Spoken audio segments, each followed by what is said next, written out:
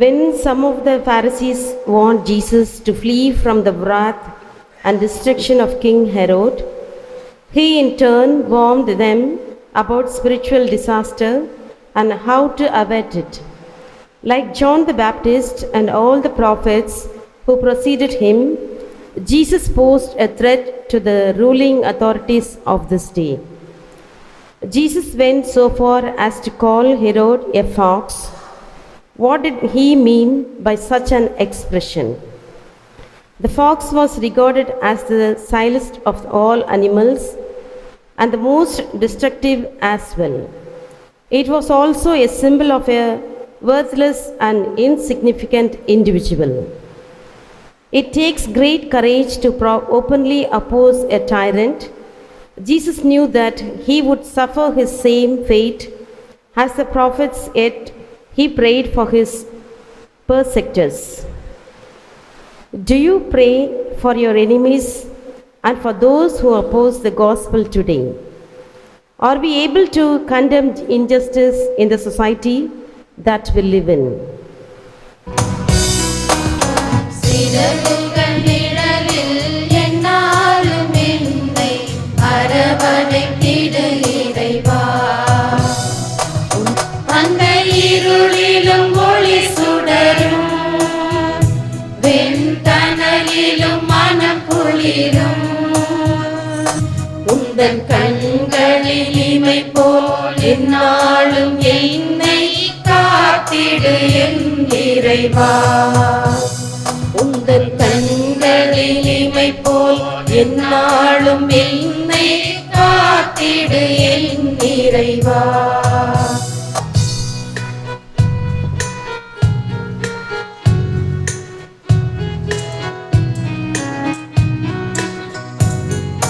பாவங்கள் சுமையாயிருந்தும் உம் மன்னிப்பில் பனி போல் கரையும். கருணையின் மழையில் நனைந்தால் உன்னாலயம் புனிதம் அடையும். கருணையின் மழையில் நனைந்தால் உன்னாலயம் புனிதம் அடையும்.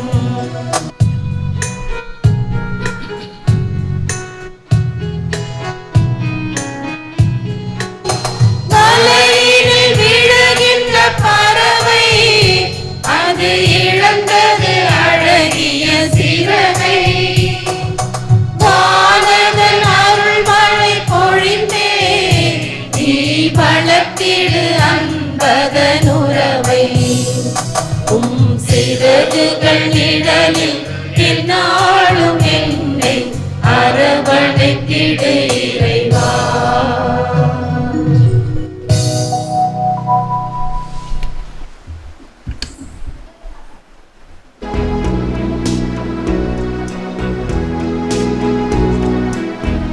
ஆண்டவரே, என் கடவுளே, எனக்கு உதவியருளும். உமது பேரன்பிற்கேற்ப என்னை மீட்டருளும். இதுவும் ஆற்றலால் நிகழ்ந்தது என் அவர்கள் அறியட்டும். ஆண்டவரே, இதை செய்தவர் நீரே என அவர்கள் உணரட்டும். என் நாவினால் ஆண்டவரை பெரிதும் போற்றிடுவேன். பெருங்கூட்டத்தையே அவரை புகழ்ந்திடுவேன். ஏனெனில் வறியோரின் வலப்பக்கம் அவர் நிற்கின்றார். தண்டனை தீர்ப்பிடுவோரிடம் அவர்களது உயிரை காக்கும் நிற்கின்றார்.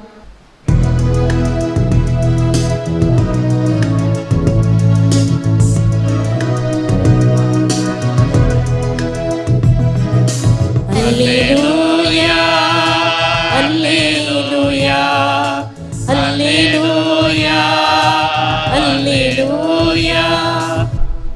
ஆண்டவர் பெயரால் அரசராய் வருகிறவர் போற்ற பெருக. உன்னதத்தில் கடவுளுக்கு மாட்சி உரித்தாகுக. உலகில் அவருக்கு உகந்தோருக்கு அமைதி உண்டாகுக. அல்லேலூயா. ஆண்டவர் உங்களோடு இருப்பாராக. புனித லூக்கா எழுதிய நற்செய்தியிலிருந்து வாசகம். ஆண்டவரே, உமக்கு மகிமை.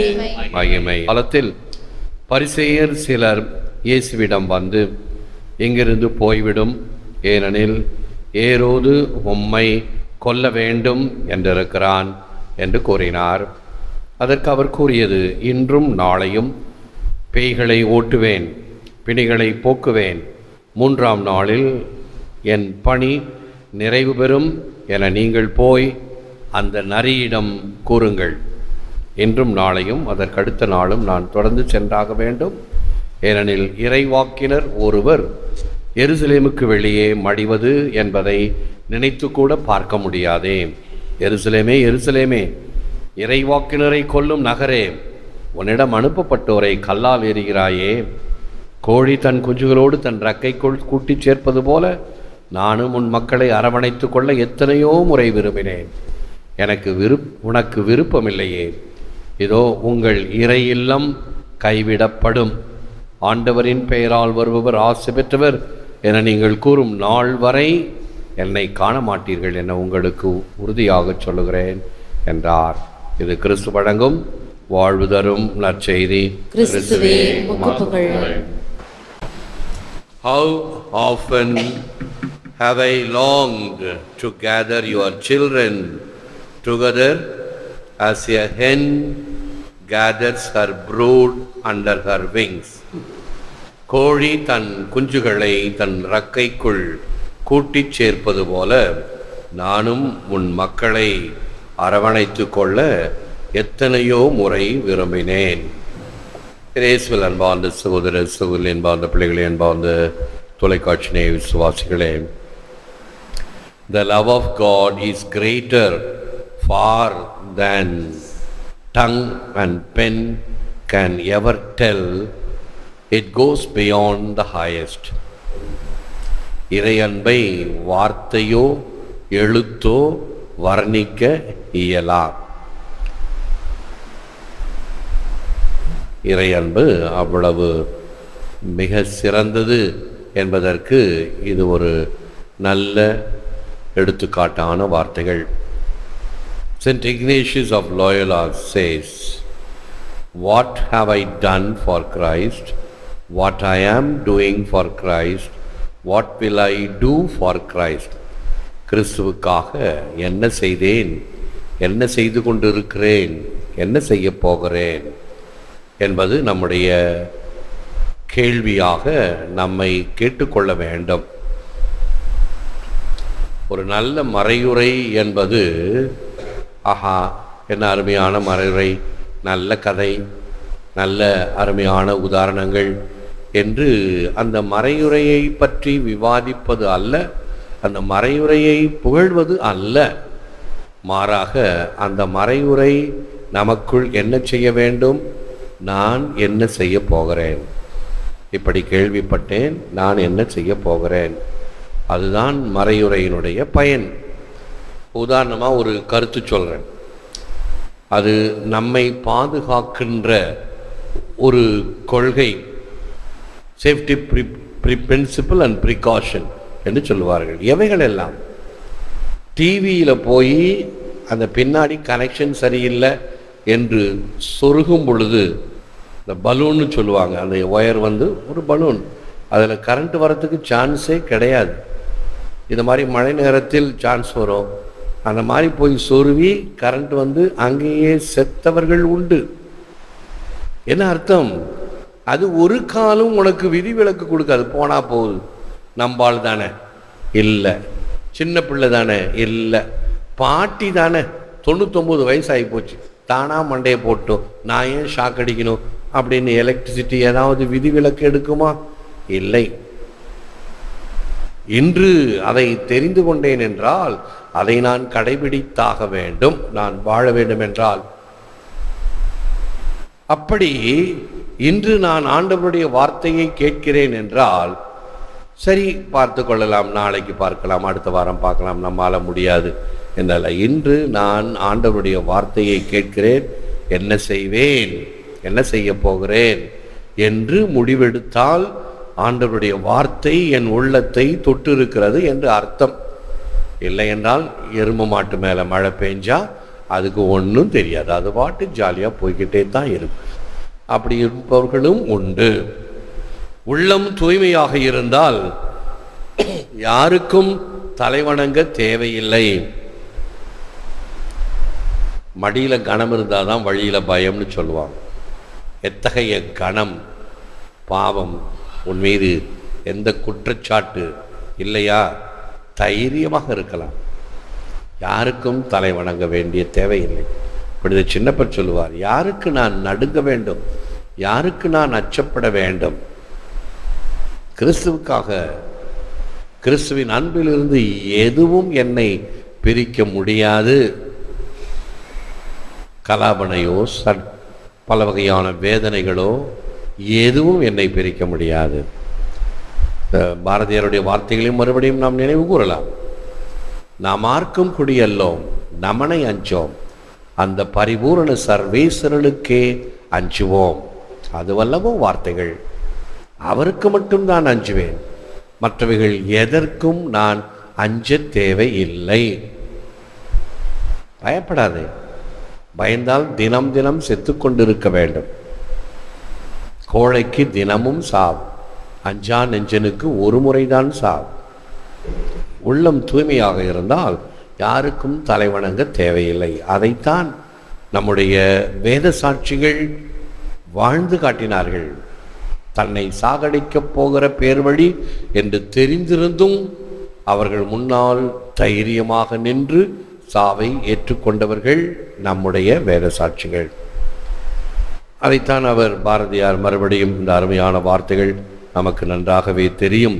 அச்சமில்லை, அச்சமில்லை, அச்சம் என்பதில்லையே, உச்சி மீது வானிடிந்து வீழுகின்ற போதிலும் அச்சமில்லை, அச்சமில்லை, அச்சம் என்பதில்லையே.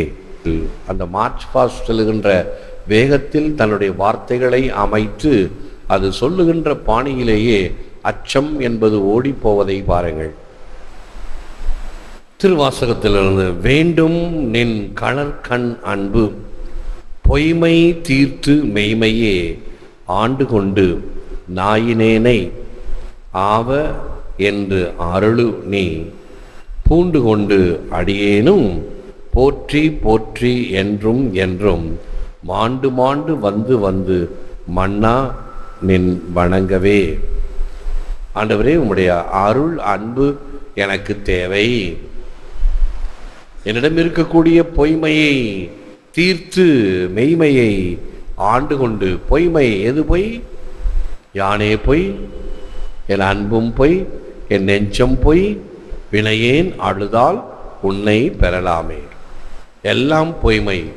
முகமூடி அணிந்து கொண்டு வாழுகின்ற வாழ்க்கையாக, உள்ளொன்று புறமொன்று பேசுகின்றவனாக இருக்கின்ற பொய்மை வாழ்க்கையை தீர்த்து மெய்மையை ஆண்டு கொண்டு, அந்த உண்மையை அணிந்து கொண்டு, கிறிஸ்துவை அணிந்து கொண்டு என்று சொல்லுகின்றோமே. கிறிஸ்துவை அணிந்து கொண்டோம் என்றால் இந்த வாய்மையை, மெய்மையை, தூய்மையை, அஞ்சா நெஞ்சத்தை அணிந்து கொண்டு நாயினேனை ஆவ என்று அருளு.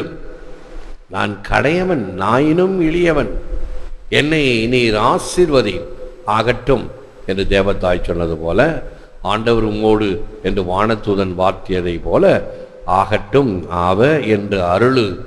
நீ பூண்டு கொண்டு அடியேனும் போற்றி போற்றி என்றும், உண்மை எப்பொழுதும் போற்றி கொண்டு இருக்கக்கூடிய பக்தனாக இருக்கச் செய்திருளும். நான் எத்தகைய வேதனைகளில் மாண்டு போனாலும், வீழ்ந்து போனாலும், தோல்வியுற்றாலும் மறுபடியும் வந்து மன்னவா உன்னை நான் வணங்க வேண்டும். அப்படியே வெள்ளத்தில் அடிச்சுட்டு போகிற மாதிரி அல்ல. வேதனைகள், சோதனைகள் வரும். அப்பொழுது நான் மறுபடியும் உன்னை தேடி வந்து உன்னுடைய பாதகமலத்தை பிடித்து கொண்டு மன்னவா உன்னை நான் வணங்க வேண்டும். இதுதான் உண்மையான இறை அன்பு. ஆகவே பாருங்கள், இறை அன்பை எப்படி எழுதினாலும் அது இன்னும் மேன்மையாகத்தான் இருக்கும். விழுந்தால் இருப்போம், செபிப்போம். Lord, help us realize when you are with us, who can be against us? ஆண்டவராய் இயேசுவே, நீர் எங்களோடு இருக்கும்போது எங்களுக்கு எதிராக யார் இருக்க முடியும் என்பதை உணர்ந்து வாழ வரமருளும். உம்மை அன்றி வேறு எதற்கும் நாங்கள் அஞ்சாமல் இருக்கின்ற ஒரு திடமான, உறுதியான மனநிலையை எங்களுக்கு தாரும். எந்த விசுவாச வாழ்வு, எந்த விசுவாச பாதை என்பது கடினமானது, இடுக்கமானது, குறுகியது, என்பதை நாங்கள் உணரச் செய்தருளும். உம் குரலை கேட்டுக்கொண்டே இருக்கின்ற தூரத்தில் இருக்கும் பொழுது நாங்கள் எதற்கும் அஞ்ச தேவையில்லை என்பதை நாங்கள் உணரச் செய்தருளும். ஏற்று வரமருளும் இறைவா, காக்கும் கரங்களினால். ஆமென். ஆமென்.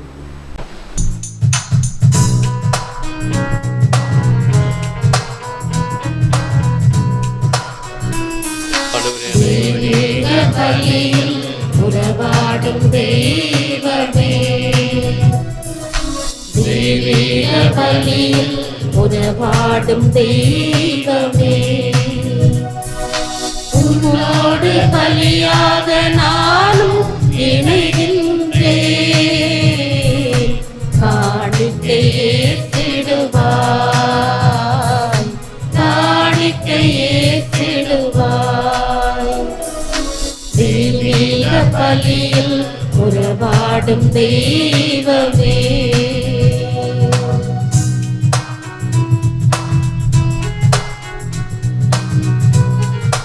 பிதா சுதன் பரிசுத்த ஆவியின் பெயராலே ஆமென். இயேசுவுக்கே புகழ். மரியே வாழ்க.